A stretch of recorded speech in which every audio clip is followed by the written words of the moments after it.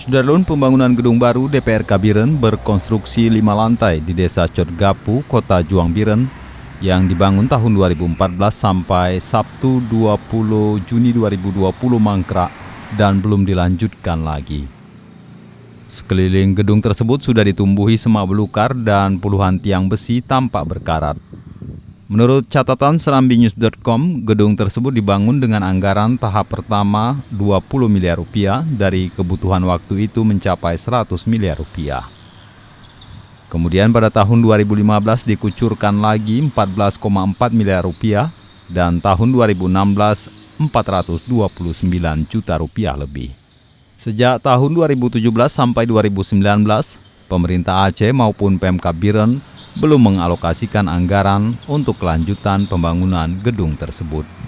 Bupati Biren Muzakar Agani yang baru dilantik Kamis 18 Juni 2020 dalam sambutannya mengharapkan PLT Gubernur Aceh mengucurkan anggaran untuk melanjutkan pembangunan gedung DPRK yang mangkrak.